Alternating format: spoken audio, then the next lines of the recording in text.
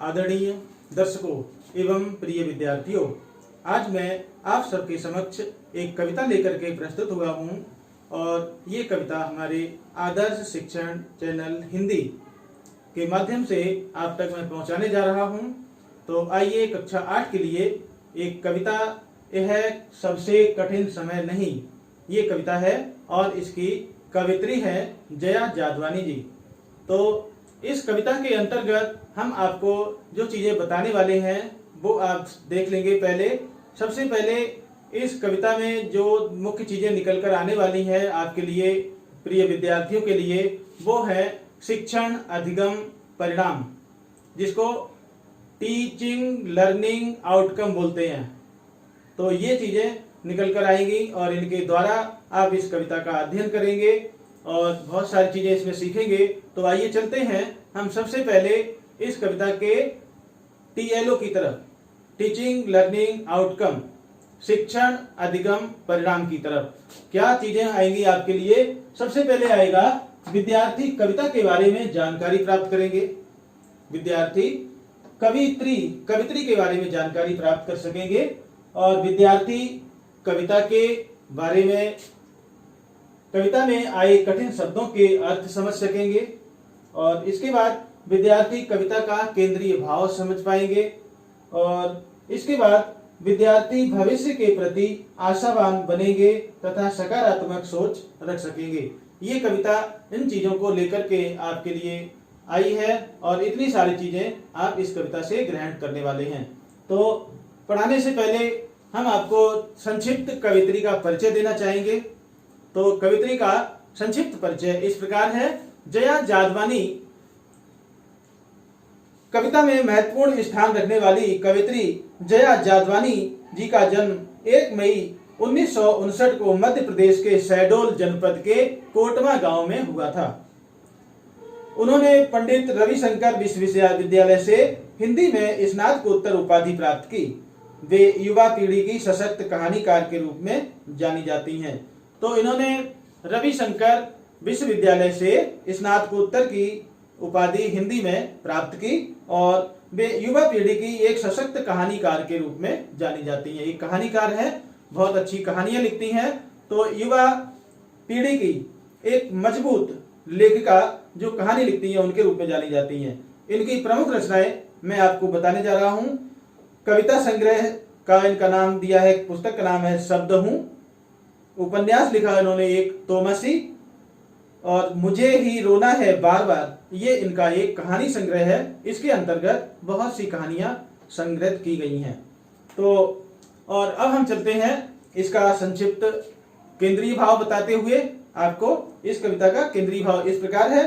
प्रस्तुत कविता में कवित्री ने मनुष्य को यह समझाने का प्रयास किया है कि यह वर्तमान समय सबसे अधिक कठिन समय नहीं है। आप जानते हैं तरह तरह की प्राकृतिक आपदाएं इस धरती पर आती रहती हैं और कुछ आपदाएं ऐसी आती हैं जो मनुष्यता का खंडन कर देती हैं, नष्ट कर देती हैं, इस धरती पर बहुत ही प्रलय मचा के रख देती है।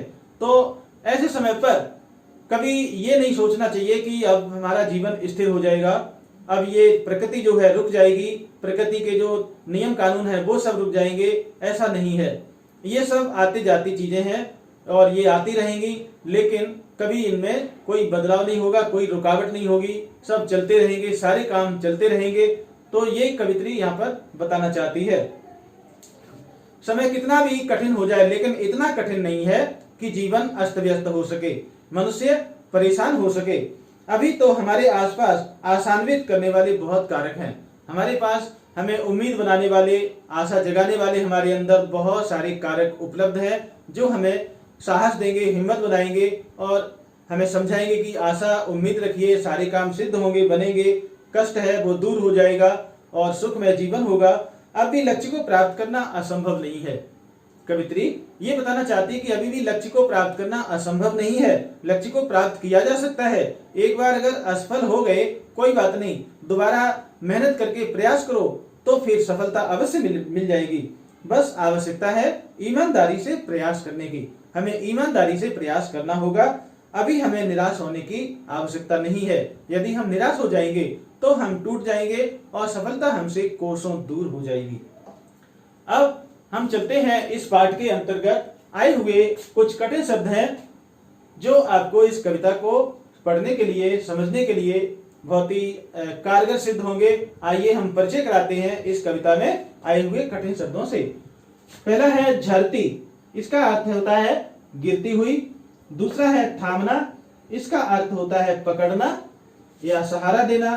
तीसरा है गंतव्य, इसका अर्थ होता है जहां जाना हो। चौथा है प्रतीक्षा, जिसका अर्थ होता है इंतजार। पांचवा होता है सदियां, जिसका अर्थ है कई सौ वर्षों का समय। छठा है तमाम, इसका अर्थ है बहुत से। सातवां है अंतरिक्ष, इसका अर्थ है आकाश। और आठवां है वक्त, इसका अर्थ है समय।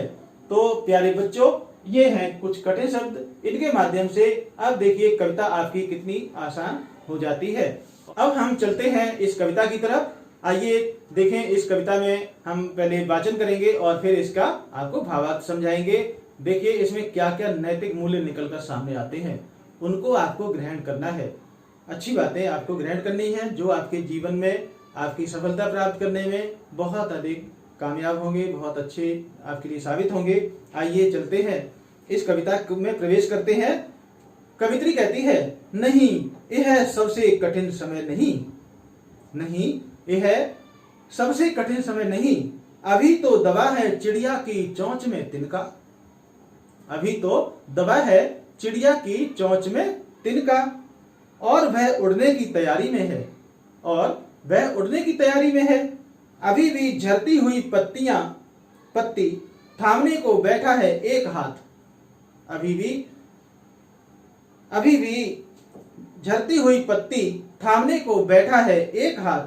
अभी भी भीड़ है स्टेशन पर, और अभी भी भीड़ है स्टेशन पर। अभी भी एक रेलगाड़ी आती जाती है गंतव्य तक, जहां कोई कर रहा होगा प्रतीक्षा। तो ये कविता की मैंने आपके सामने वाचन किया। अब मैं इसका अर्थ समझाने जा रहा हूं। इस कविता में, इस काव्यांश में कवित्री ने बताया है कि हे मनुष्यों, हे नागरिकों, हे संसार के प्राणियों, अभी इतना कठिन समय नहीं चल रहा है। आप जानते हैं अभी कौन सी आपदा चल रही है, आपदा का प्रकोप चल रहा है, और कुछ लोग कहते हैं कि ये बहुत ही कठिन समय है। तो कवित्री का यहाँ पर ये संकेत है, ये संदेश देना चाहती है कि इतना कठिन समय नहीं है कि सब कुछ खत्म हो जाए, सब कुछ टूट जाए, क्योंकि बहुत कुछ सारे काम हैं जो अभी चलते रहते हैं, होंगे और लगातार चल रहे हैं। स्थिर हुआ नहीं है कुछ भी, अभी रुका नहीं है। अभी भी चिड़िया की चोंच में तिनका दबा हुआ है और वो उड़ने की तैयारी में है। चिड़िया अपनी चोंच में तिनका दबा करके उड़ती है। तो कहाँ जाती है? चिड़िया जाती है पेड़ की डाली पर, और वहां पर वो क्या बनाती है? घोंसला बनाती है रहने के लिए। इस तरह से उसकी जो एक सृजनात्मक शक्ति है वो बनी रहती है। आपने देखा कि इतनी भयंकर इस महामारी के दौर में, इस भयंकर महामारी के दौर में जो अभी ये कोरोना काल चल रहा है, इसमें इतना भयानक दौर चला इसका, और इसके अंतर्गत लोग जो है डर का सहम कर भयभीत हो गए। लेकिन उसके बाद भी कुछ जीव इस धरती पर ऐसे हैं जो निरंतर अपने विकास के लिए आगे निरंतर लगे रहे। तो चिड़िया के बारे में कवित्री पहला उदाहरण देती है कि चिड़िया हमें संकेत देती है कि तुम भी कुछ सृजनात्मक करो, कुछ ऐसा क्रियाकलाप करो जिससे कि इस संसार के लिए कुछ कर पाओ। तो चिड़िया एक तिनके को दबा करके अपना घर बनाने के लिए, अपना घोंसला बनाने के लिए पेड़ पर जाती है, तिनके को ले जाती है। तो कवित्री का ये पहला उदाहरण है। उड़ने के लिए तैयार बैठी है और वो उड़ेगी, पेड़ पर जाएगी और अपना घोंसला बनाएगी। दूसरा उदाहरण कवित्री देती है कि पेड़ के नीचे एक व्यक्ति कोई बैठा है, पत्ती झड़ेगी अर्थात पत्ती पेड़ से नीचे गिरेगी तो उसे वो थाम लेगा, पकड़ लेगा, और पकड़ के क्या करेगा? उसे नीचे रख देगा या उससे थोड़ी देर बातें खेलेगा। तो इस तरह से इसका अर्थ क्या होगा कि अभी भी धरती पर बुरा समय नहीं है, अभी भी गुमराह होते हुए व्यक्ति को कोई भी सहारा देने के लिए बैठा हुआ है। यहाँ पे जो झरती हुई पत्ती का प्रतीक है कोई भी गुमराह होता हुआ व्यक्ति, प्राणी, तो उसे सही रास्ते पर लाया जा सकता है। उसे भी कोई सही रास्ते पर लाने के लिए इस धरती पर मौजूद है, उसको सहारा देगा और उसको अच्छे रास्ते पर ले आएगा। अभी भी रेलगाड़ी जाती है गंतव्य तक, रेलगाड़ी अभी तक जा रही है। इस धरती पर बहुत सारे काम बंद हैं, लेकिन कुछ चीजें चल रही हैं और रेलगाड़ी अभी भी गंतव्य मतलब जहां तक उसे जाना है वहां तक जा रही है। और फिर क्या होता है कि जब वो वहां पे पहुंचेगी तो कोई भी प्रतीक्षा कर रहा होगा कि इस रेलगाड़ी से उसके अपने कोई प्रियजन आएंगे और उन्हें वो घर तक ले जाएगा। तो इसलिए ये सब क्रियाकलाप चल रहे हैं, कुछ भी बंद नहीं है। इसलिए कवित्री कहना चाहती है कि कठिन समय नहीं है, बहुत कुछ चल रहा है अभी धरती पर। दूसरा काव्यांश इस प्रकार है।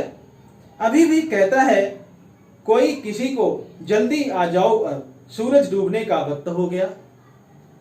अभी भी कोई कहता है किसी को, जल्दी आ जाओ अब सूरज डूबने का वक्त हो गया।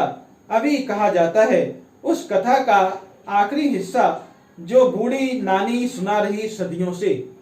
दुनिया के तमाम बच्चों को अभी आती है बस एक बस, अंतरिक्ष के पार की दुनिया से लाएगी बचे हुए लोगों की खबर। नहीं, यह सबसे कठिन समय नहीं। तो कवित्री कहती है कि अभी भी कहता है कोई किसी को, अभी भी कोई किसी को कहता है। शाम का समय होता है, सूर्य डूबने के लिए होता है, तब क्या होता है, हर व्यक्ति अपने जो घर में है वो बाहर गए हुए अपने प्रियजनों का इंतजार करता है कि वो जल्दी घर आ जाएं। सूरज डूबने वाला है, अंधेरा हो जाएगा, रात के समय सभी को अपने घर पे होना चाहिए। तो अभी भी जो सदियों से चला आ रहा है वो अभी भी चालू है, अभी भी बंद नहीं हुआ है। हर कोई अपने घर पर बाहर गए हुए के लिए प्रतीक्षा करता है कि वो जल्दी से घर आ जाएं। सूरज डूबने का वक्त होता है और तब प्रतीक्षा करने लग जाते हैं। और उस कथा का आखिरी हिस्सा, कौन सी कथा का, जो प्राचीन काल से ही दादी और नानी कहानियां सुनाती चली आ रही थी अपने पोते पोतियों को, तो वो कहानी का हिस्सा बचा हुआ अभी भी सुनाया जा रहा है। किसके द्वारा? आधुनिक युग में जो दादी है, नानी है, उनके द्वारा वो उस कथा का हिस्सा सुनाती है। अभी भी वो चीज बंद नहीं हुई है। सदियों वर्ष पहले, 100 वर्षों से भी पहले के समय, अर्थात बहुत पुराने समय से ही दादियां और नानी जो है कहानियां सुनाया करती थी और वो जो है अभी भी चालू है, अभी भी बंद नहीं है। तो अभी भी आती है एक बस अंतरिक्ष के पार की दुनिया से। अभी भी अंतरिक्ष का अर्थ है आकाश, अभी भी आकाश के उस पार से ऐसा लगता है कि कोई एक बस आती है और उस बस से बच्चों को ये बताएगा कोई भी कि अंतरिक्ष के पार यानी आकाश के पार की घटनाएं क्या होती हैं, वहां पर क्या क्या हो रहा है। तो ये जानकारी देने के लिए अंतरिक्ष से एक बस अभी भी आती है जो लाएगी बचे हुए लोगों की खबर। जो लोग बच गए हैं उनकी खबर लेकर के आएगी कि कितने लोग बचे हुए हैं। कवित्री कहती है कि यह सबसे अधिक कठिन समय नहीं है, अभी भी बहुत कुछ हो रहा है, चलता रहेगा। इस धरती पर सृजन का कार्य चलता रहेगा, आपदाएं आती रहेंगी, लेकिन हमें घबराने की, भयभीत होने की और हमें निराश होने की आवश्यकता नहीं है। हमें आशावान होना चाहिए और हमें अपने अंदर सकारात्मक सोच रखनी चाहिए। यदि हम सकारात्मक सोच रखेंगे तो ये जो बीमारियां हैं, जो ये प्राकृतिक आपदाएं हैं, ये हमारा कुछ भी नहीं बिगाड़ सकेंगी। आप देखते हैं कि पेड़ पौधे खड़े रहते हैं, पेड़ पौधे खड़े रहते हैं, ये प्रकृति है, इनके ऊपर कोई भी असर नहीं होता। चाहे कितनी बड़ी आपदाएं हो जाए, इनके ऊपर असर नहीं होता।